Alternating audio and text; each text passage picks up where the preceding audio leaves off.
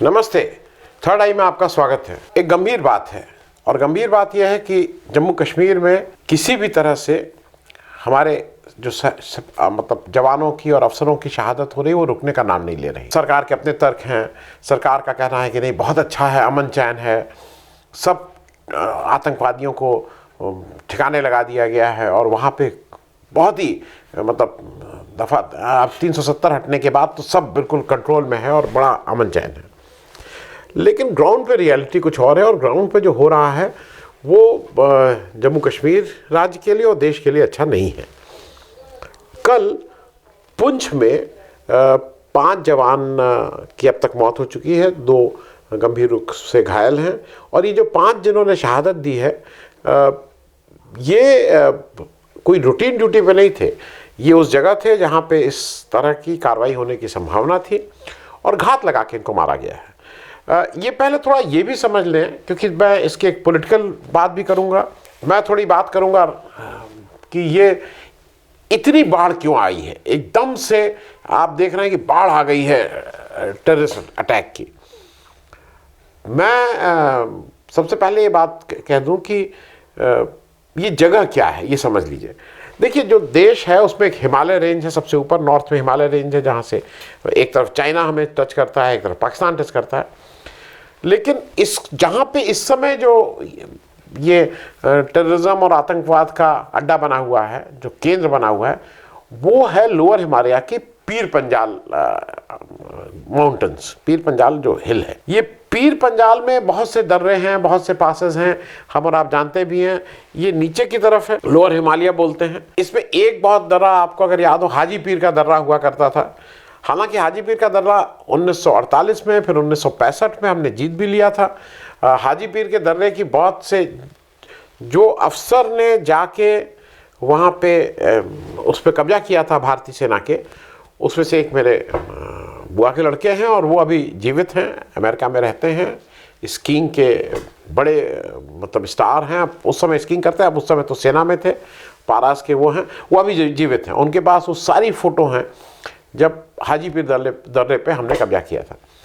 वो अलग बात है कि फिर 48 में भी 65 में भी दोनों बार हमने वो हाजी पीर दर्रा पाकिस्तान को वापस कर दिया। मैं ये बातें इसलिए आपको समझाने की कोशिश कर रहा हूँ, जब आप कश्मीर को देखिए तो कश्मीर केवल कश्मीर और चाइना बॉर्डर नहीं है। कश्मीर केवल कश्मीर और लोअर कश्मीर जो है, मतलब जो जम्मू और कश्मीर की बात है, वो भी इसका हिस्सा है और उसमें भी पीर पंजाल रेंजेस हैं। पीर पंजाल का दूसरा जो एक पास है, जो इम्पोर्टेंट पास है, वो पीर पंजाल पास बोलते हैं उसको, जो कश्मीर घाटी को रजौरी और पुंछ से कनेक्ट करता है। ये जो पीर पंजाल पास है। फिर वहाँ का एक तीसरा इंपॉर्टेंट पास है बनिहाल पास। बनिहाल पास को आप जो लोग कश्मीर गए हो, बनिहाल से इस समय एक ट्रेन चलती है, वो श्रीनगर और श्रीनगर के आगे तक ले जाती है। पिछले बार जनवरी में जब मैं गया था तो उस ट्रेन का मैंने शायद आप लोगों को दिखाया भी था, जिक्र भी किया था। वो झेलम के जो बनिहाल है वो झेलम, मतलब झेलम के नीचे जम्मू है, झेलम के ऊपर कश्मीर है। और जिसको कहते हैं कि बनिहाल बिल्कुल उस मुहाने पे है, वहीं पे कश्मीर घाटी ख़त्म होती है। बनिहाल के बाद काजीकुंड है, वो जो पास है, वो पास जब आप वहाँ जाएंगे तो आपको वो सामने सामने दिखता है वो पास। फिर पीर पंजाल का एक इम्पॉर्टेंट पास है सिंथान पास। ये जम्मू कश्मीर को किश्तवाड़ से जोड़ता है। बाकी 2 पास जो हैं वो सच पास और रोहतांग पास वो हिमाचल प्रदेश में है। मैंने ये एक आपको भौगोलिक दृष्टि से समझाने के लिए बताया था। अब हो क्या रहा है कि यहाँ पे लगातार जो आतंकी एक्टिविटीज़ हैं वो थमने का नाम ही नहीं ले रही हैं। अगर आपको याद हो, कुछ दिन पहले रजौरी में 2 कैप्टन और 3 जवान शहीद हुए थे। फिर अगर आपको याद हो, कुछ दिन पहले कोकरनाग में एक कर्नल साहब, एक मेजर साहब, एक डीवाईएसपी साहब, ये लोगों ने शहादत दी थी। एक जवान भी थे उसमें, एक उन्होंने शहादत दी थी।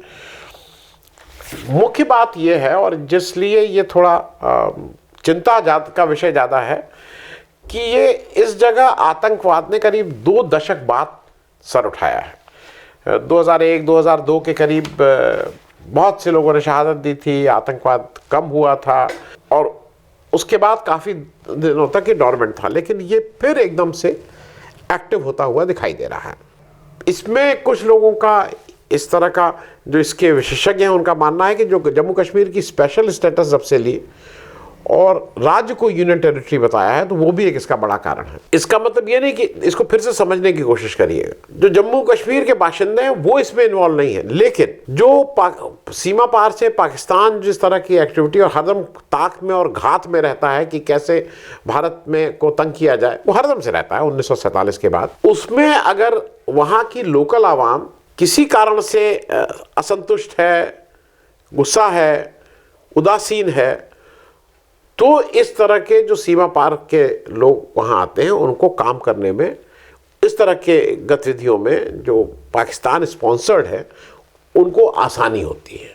क्योंकि ये जो कल का केस हुआ है कोई हिट एंड रन नहीं है, कोई गुरिल्ला युद्ध नहीं है कि आए उन्होंने छापा मारा और फिर वो करके निकल गए। ये प्लान्ड है और इसमें साफ साफ पाकिस्तान का, इस तरह के जो हमले हैं उसमें पाकिस्तान का हाथ रखता है।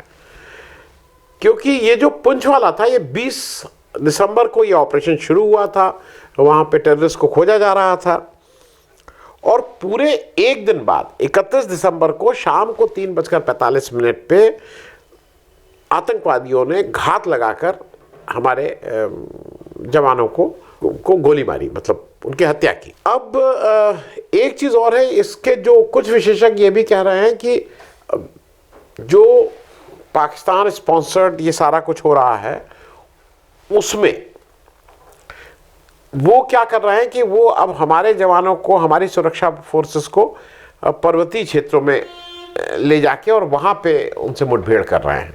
वो अब प्लेन्स में बातचीत नहीं कर रहे हैं, वो किसी भी तरह से उनको पर्वतीय क्षेत्र में ले जाते हैं और वहाँ ये करते हैं। अब ज़्यादा पॉलिटिकल बात पे आ जाए, सुप्रीम कोर्ट ने बिल्कुल स्पष्ट कहा है, और सुप्रीम कोर्ट को ये कहने में हालांकि 4 साल लग गए, कि जो आज जम्मू कश्मीर के आम जन की जो सबसे बड़ी शिकायत है, वो शिकायत है उनका स्टेटहुड ख़त्म होना, उनके राज्य का दर्जा समाप्त करके यूनियन टेरिटरी बना देना।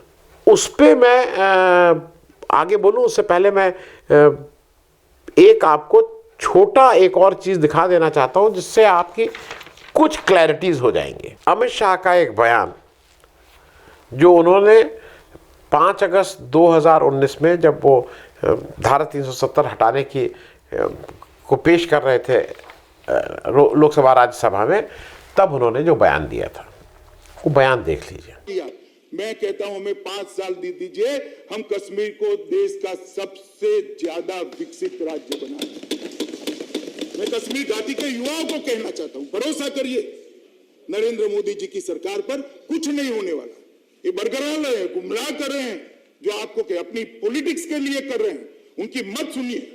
मैं कहना चाहता हूं आपके माध्यम से मान्यवर कश्मीर के युवाओं को कि एक 5 साल के अंदर कश्मीर के अंदर परिवर्तन आएगा, तब जाकर आपको मालूम पड़ेगा कि 70 साल जो चीज को लेकर निकले वो चीज ही ठीक नहीं, तब जाकर मालूम पड़ेगा। बयान देख लिया आपने, उन्होंने बार बार कहा था ऐसे ऐसे करेंगे, 5 साल, तो ये 5 साल मांगे थे।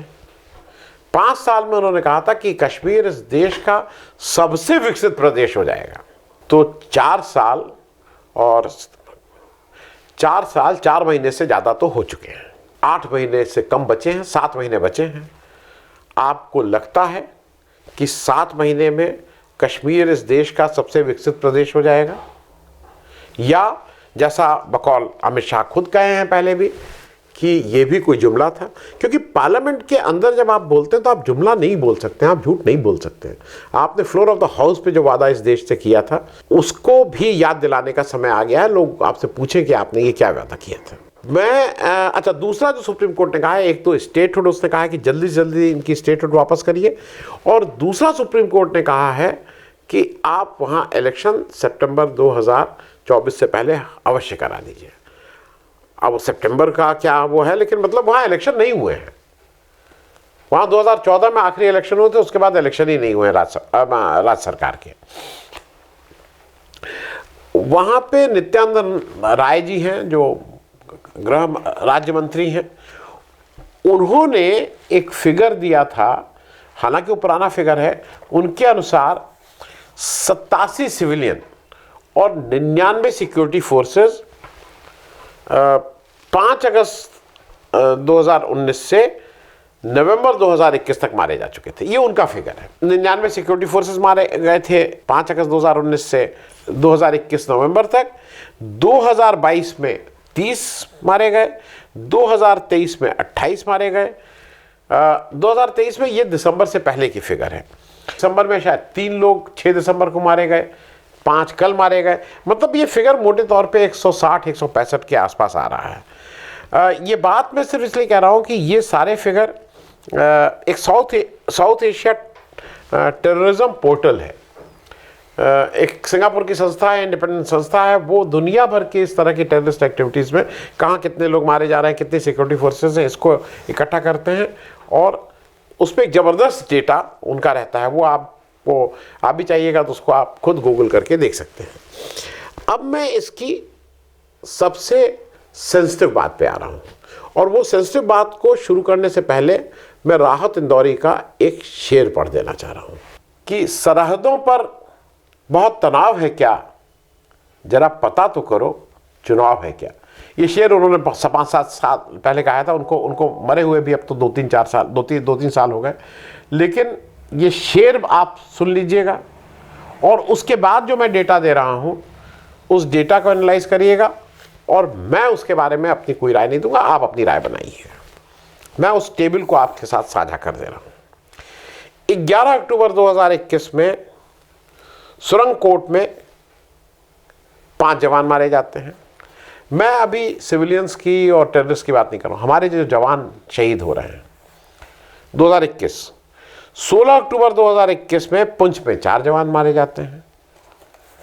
2021 में 2 एक्टिविटी होती हैं। 11 अगस्त 2022 में राजौरी में 4 सेना के जवान मारे जाते हैं। 2022 में 1 एक्टिविटी होती है। 21 में 2, 22 में 1।